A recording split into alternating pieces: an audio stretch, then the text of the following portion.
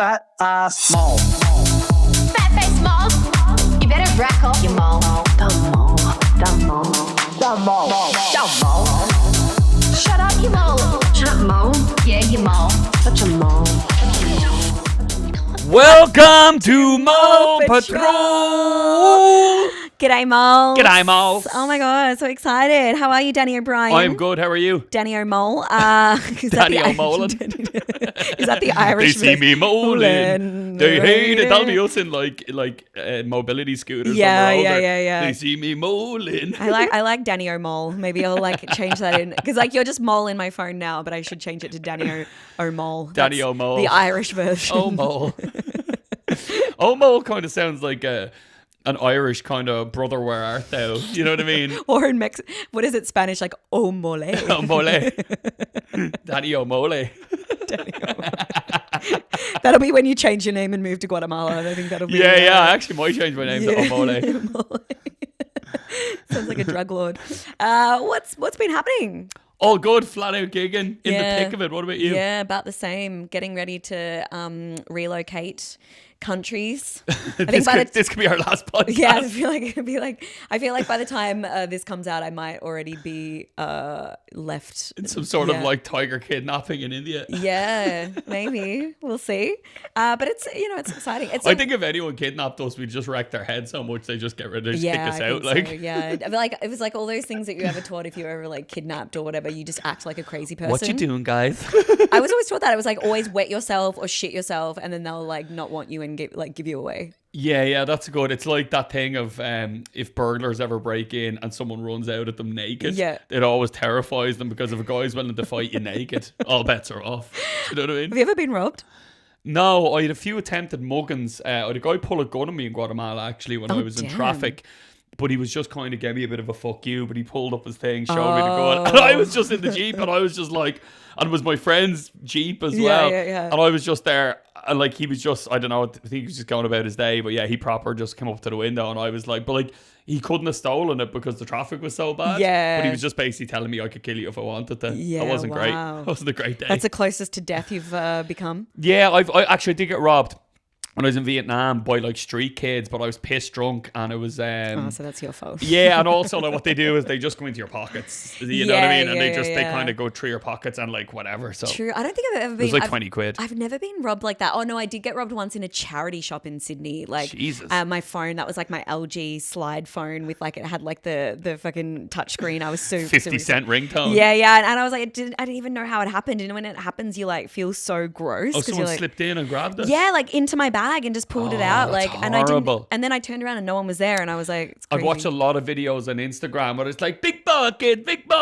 know what they call the them? Brazilian guy in London. Yeah. He does it, and people. It's the if you're a pickpocket, you're the scum of the earth. I don't give a shit about your situation. You're stealing people's. If you take someone's phone now, you're taking their fucking livelihood. You're taking their connections to their work, their family, their friends, their and photos. What are you gonna get for it? Fucking 50 quid? If that, like it's such a like. But actually, the hairdresser I had in London recently, he got his phone stolen the week when he relocated back to London. He got his phone stolen, but he was out at Soho, like, drinking or whatever. And they grabbed it from him while it was open. And they went in to booking.com and they booked, so they must set up these fake things on booking.com. So they book that like a hotel or whatever using his account and credit card. No. So that like thousands of dollars just like left his account because they booked this hotel and then booking.com. And you'll never get an answer from booking.com ever. Right? They're a joke. And then they tried to get into his bank and like took all his money. Jesus, and all new his fear savings. unlocked. Right. I'm already fairly grippy with my phone in London. Anytime I see a bicycle coming near me, I'm ready to go. Like, I'm holding it like this. No, I always keep my phone in my pocket in London, and I'm always I'm a bit over the top. Like, I'm nearly waiting to attack people because I've seen so many phones getting robbed over the years there that like anyone's like, I'm like, it's just juiced up. It's just some Deliveroo guy like trying to go about his day and I'm like Terry cruising him off his bike. It's crazy. I did get robbed once. Like a family house has been robbed 3 times. My mum's house got burgled when I was a kid. That was horrible. And one of them, they tried to rob it when I was at home. Like I think I was like 23 or something, and I had just gotten back from I think Edinburgh, and I was so jet lagged,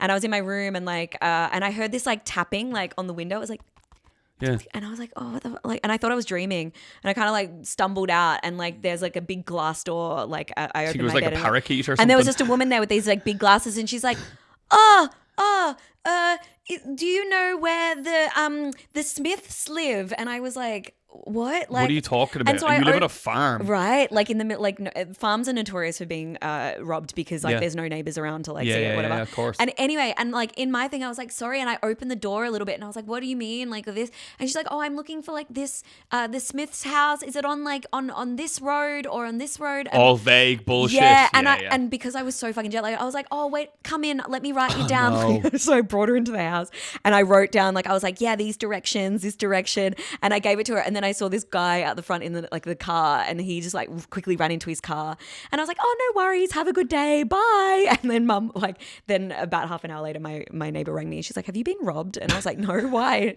And she's like, because we have. And I was like, no. Oh, and it was them. So did you at least a good description of yeah, them? I went down to the police station that afternoon. Did I had to do that full on like, and like she was wearing these glasses and like no do way. like that. It was like full on etchy sketch, and yeah, they got them. They got them. Yeah, good on them. Yeah.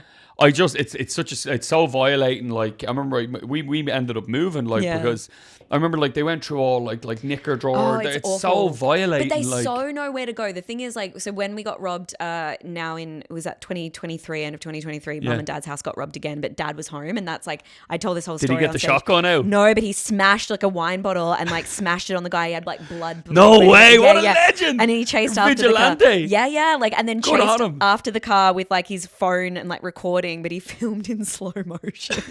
That's still, at least you would have got the I love that your dad turned a robbery into a self-filmed action movie. I know, just, yeah. And like you had to like stop the thing to like try and see the, and he was like, I'm gonna fucking smash your man over stab the you. head. And he pulled out his knife as well, and was like, I'm gonna fucking Your stab dad you. or the guy? My dad. I love that he has a knife on him. And he's like, I'll fucking kill you. Like he was like, because my dad's quite scary if he wants to be. Yeah. But they literally were in the house 5 minutes, and they know exactly where to go. They go, so the sock drawer, the undies drawer, like in the cupboards under things. So like always keep your stuff in a safe or keep it in a place that you don't. Yeah, like it's. I think like I don't have jewelry or anything like that, and but like if you're gonna stash anything, like just put it somewhere super secret, safe. like floor safe. So yeah, but I think that is a nice little segue into retail malls. Smash wine bottle on head of stranger into retail. Well, to be fair, they sell all that stuff then to like a pawn shop. As in PAW, not porn. Like, Is that what you call them here as well? I don't know. We don't really have them. Like, we have like electronic chains and stuff, but it's not. It's like more when you sell gold. Yeah, it's more in the UK and stuff like that where they have those kind of stores. And I've seen a few of them in Australia where you can pretty much bring in anything, but they give you nothing first. Like that's the thing. Like so that's. In Dublin, there's a lot of like phone shops, but like the most you're gonna get is 50 quid. Yeah. But if you leave your phone, if like I park in the city all the time, if I was to leave my phone on like the dash of my car, 100% my window will be broken. The phone will be taken. 100%. Yeah. Which is like funny when you meet people who live in Dubai. They're like, I can leave my phone on top of my car. Yeah, but also like there's some pretty bad human rights violations going on there. Like, you know what I mean? Like, but that's what someone tried to sell it to me once. I was like, all right. Yeah. But and so these pawn stores are like crazy. Like that's where they all sell them, like in Australia. Like but that's how desperate they are for cash. So they probably get like $10-15. Like they're not going to get a lot. Yeah, but, like, they're going to get. I don't know. Like see, the thing is as well. Then the prisons are filled up with people who are just trying to get a quick fix for their addiction. So like. I think fix the addictions and address mental health, and then all that stuff will stop. Well, that's it. Like you know rehab over like just fucking, I don't know, putting people in jail. Yeah, it doesn't fix anything. If anything, especially in Ireland, their addictions get worse, and then they leave jail with debt that they owe in prison. So they have to steal even more to pay back. Do you know what I mean? Oh, it's just a vicious cycle. That's crazy. Yeah, for okay, sure. Didn't know that. There you go. There you go. All right. Well, we're talking about retail malls. Retail malls today, and that's like like when you go shopping or anything in like. Retail is dying.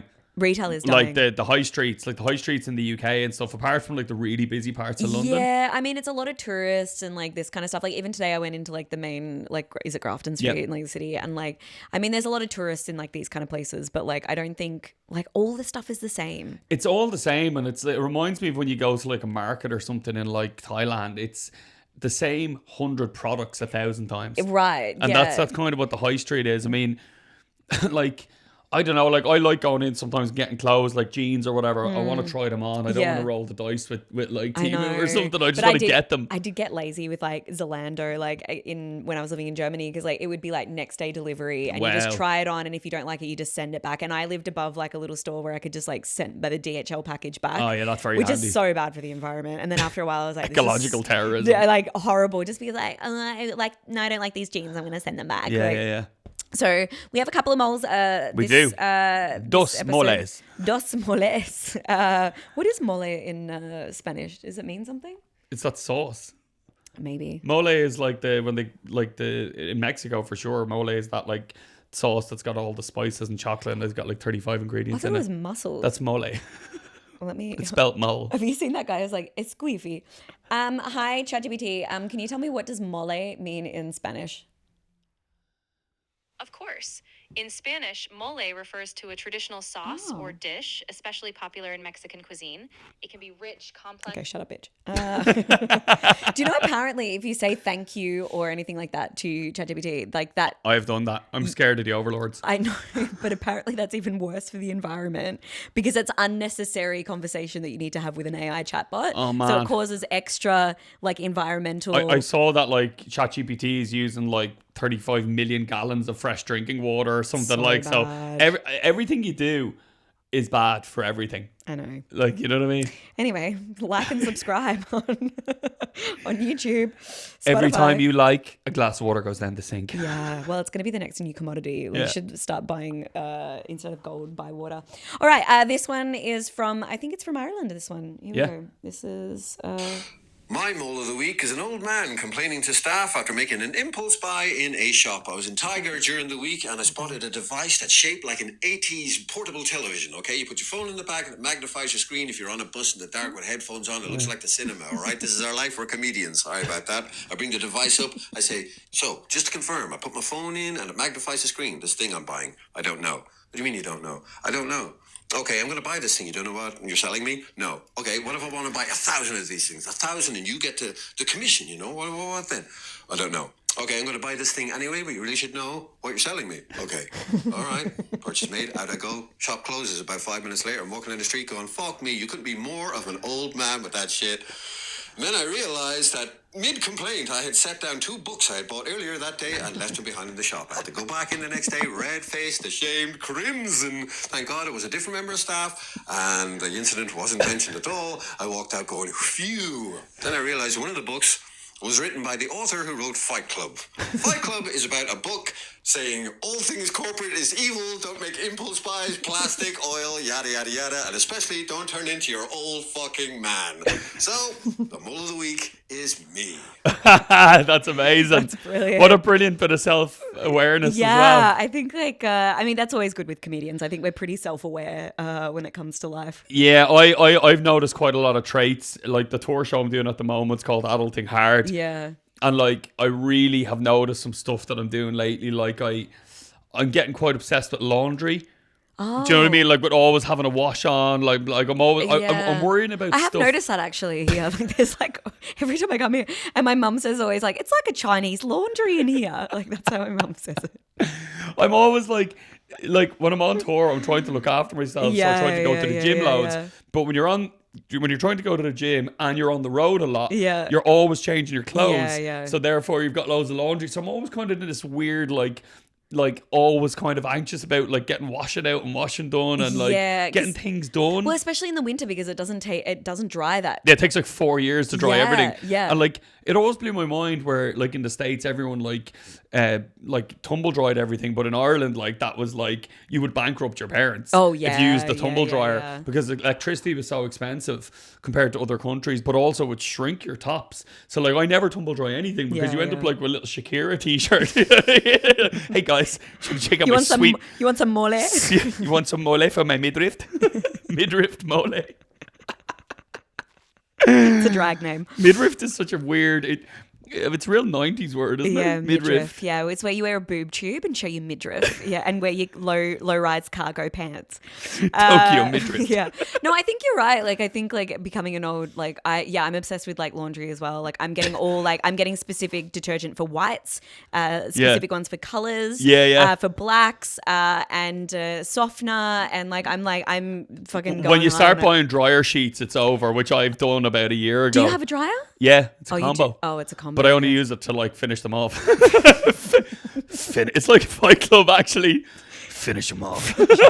Just to finish off the socks and give them a little bit of pizzazz. Do you know what I do as well? This is such a loser thing to do, but a top tip for any of you listeners who like to travel.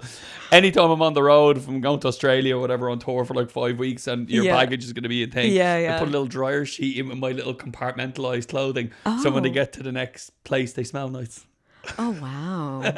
You're so OCD. That's what I've become. I know. That's fine. I totally get it. I'm like also the same. Like, you know what I mean? When you're a teenager, you would pick a random pill up off a floor in a nightclub and take I it. think it's You wouldn't even just, think like, twice, age. and now I'm putting dryer But I think sheets. it's also like you've got like I have OCD as well. So everything in my cupboard is generally like color coordinated. Like, so it's all like, mine's not that bad. Yeah, I'm pretty bad like that. If I have my own way. But now that I'm living with my boyfriend, it's like I can't be as OCD. So it's like, it's a real struggle like every day. I like doing a kind of an OCD purge where like everything kind of builds up to chaos. So like I'll have my room all organized, and then I'm like, right, I need to do a deep thing on this like twice a year where I really go for it. Like, right, But I don't know. Like, I live on my own. I'm away a lot. Like, I travel a lot. Don't burgle me. I travel a lot, but also, how do I accumulate so much shit? Like, I've got like 4 different backpack bags now. I'm like, where did these come from? How did this happen? Yeah, I mean, your front door is just like all like gear. I'm like, but in fairness, not drugs, by the way. Yeah, just, I have an event company, so I have to have that stuff Yeah, for I different know. events. But I'm trying to downsize it. But that's it. Like, and I think because I've moved so many times, I feel like I hate having a lot of stuff. Like having a lot of stuff. Like, I really like hate it. Like, I'm the kind of person that will be like, after about a year, I'll throw clothes out because I'm like, I don't need them again. There's a pal of mine. I think this is something we should both work towards. Yeah. He lives in Bangkok and he is a photographer. And he has got everything in his life, bar his essentials like laptop, day-to-day stuff. He has one bag that he keeps in a hotel all year round, and that's his entire life.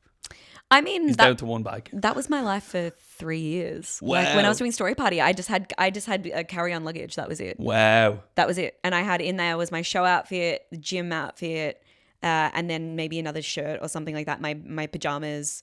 And then my makeup and my hair stuff, like, and that was it. And what we just do, like washing on the road? Yeah, or if I got sick of something, like in terms of clothes, like if after a while, like I was sick of wearing the same thing on stage, like I would just like chuck it out and buy something new. Yeah. Or if you were changing seasons, like I would, and when I say chuck it out, I'd like leave it at like a charity shop or something like that, because they were good quality clothes.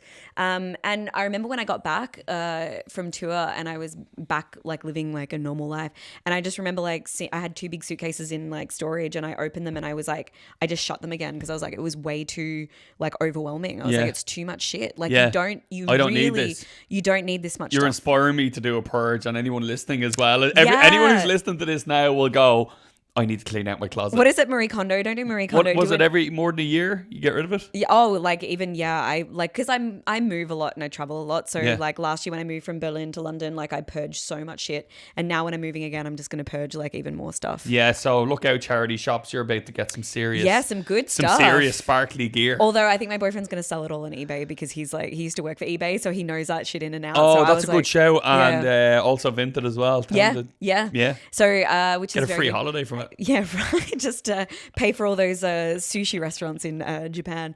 But I think like, and also like Emmett was saying in that about like in the mall of the week about how I don't know disenfranchised or like just how disinterested the salespeople are these days. Like like I did a lot of shit jobs when I was younger, but I wasn't like that.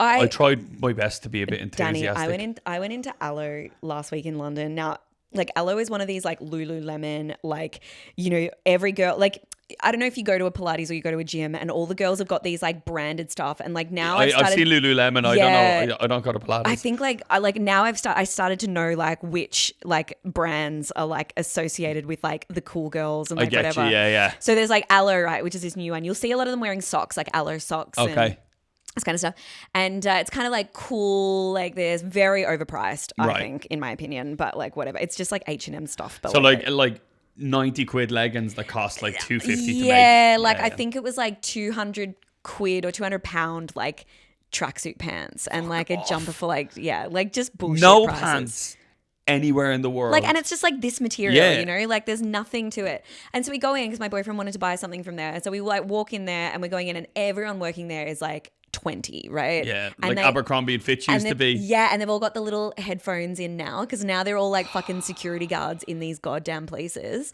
Have you seen them? And they're like 1 second. Yeah, we're just looking for a size 36 in like this. Okay. And then they just disappear. They disappear. Like I literally asked this girl, I'm like, I need a 36 in this and this. And then she just looked at me and she was like, yeah, we just need to okay, yeah, one moment. And then she disappeared for like a good half an hour. I'm like, where the fuck? And then I just walk out. I've no time. I was starting to fume, but because my boyfriend, he wanted to try this stuff on. So he goes into like the thing and then I'm like, and 3 of them are just standing there doing fuck all like at the changing room.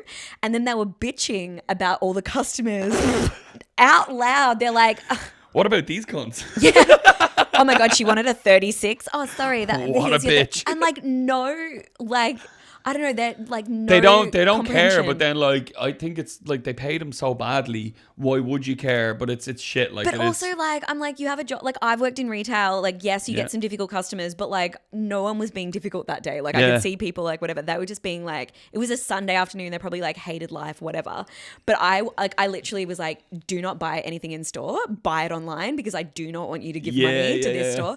And then I like stormed out of there. Like, I was like, fucking. I'm pretty sure that's not how corporations work, but whatever. No, and then this is how I know I'm old, Danny. I like got out of there. I'm like, I'm going to write an email. Oh, wow. Not even a Google review. Harshly worded email. I'm going to write a letter from White I'm going to leave a 1-star Yelp review. How'd you like that? Yeah. But, actually, funnily enough, my boyfriend got an email from Google Deutschland. He left a review on a restaurant a couple of years ago, and this must be a German thing for Google, is they have this rule. And so he went to this restaurant. He like 2 stars. It was like not good restaurant, like, and he just left a very honest review. And now the restaurant has come back and flagged it as malicious content. And now he has to prove that he was in Germany and he was eating at that restaurant that night. Off. Are you joking me? That's part of their like terms and conditions in German. That is absolutely outrageous. Right? So like now it's like, can we believe reviews? That's insane. There was a really funny thing where head of Ireland's most famous cartel, which I'm sure everyone can work out, the main guy had this mad Is it an acronym? This guy had basically been the father of said cartel, was leaving loads of Google reviews and kind of like taunting like the police through the medium of his Google reviews on restaurants. It was such a weird thing to do. And like they were like kind of working out where he was in the world, and then he was like putting up reviews, but it was like he was trying to throw them off the scent of where he was. And do you get what I mean? So he's kind of using his Why isn't that a Netflix documentary? I know, yeah, it will be for sure. That's but fucking isn't great. that so mad? The Google, what is it like? Yeah, just like breadcrumb and the authorities with little average reviews of restaurants. Oh my God, I love that. Like Google Fugitive. Yeah. Oh my God, I love that. Yeah, That's so good. I mean, I think, like I do a whole bit on it. My dad fucking loves Google reviews. Oh yeah. Like, he's like obsessed. Yeah, men over 60, it's their vibe. Oh, he loves it. Like, that's their vaping. But so do I. Google reviews for men over 60 is their watermelon ice. Vaping. I remember but I love it too. Like I remember when I was in Thailand and I was like looking at, like I was walking past this bridge and then I like looked up Google reviews just to actually see where to walk to. And then I was like, there's like 1,000 reviews of this bridge. And then I started reading them and like the comments were like, it's just a bridge. People will go to there's reviews on Auschwitz. Do you know what I mean? Yeah. There's like 1-star reviews on Auschwitz. I'm like, well, what did you think this was gonna be like? This isn't a nightclub. Guys, this nightclub is shit. Oh my God. So yeah, we have another one here. Let's go. But anyway, this is the story of the bookstore owner. Katie and I decided, like, we're trying to like support local businesses. You know, we all hate Amazon. We're all trying to support local businesses and all that whole thing. So we're like, let's go to the local bookstore and like get some books, get some gifts. It was like around Christmas time, and we go to this bookstore and they're like, the owners are so clearly like annoyed we're there. Like we're both trying to find the book Madeline for like Christmas gifts and just like not being very helpful, helping us find it, which like we're the only 2 people there. It's a tiny shop. You can hear every conversation we're having. Like, be helpful to us. We're trying to support your business. And then at one point, one of the owners was like behind me with a big box of books and I didn't realize it. And I was like, oh, sorry, and stepped out of her way. And she just rolled her eyes at me. And I'm like, you know what? This just makes me want to buy books on Amazon. Like, I'm trying to be a good person, support the local businesses, and you're acting as if you're annoyed. I'm here supporting you. Yeah, this is like that aloe experience. It's like they don't want your money.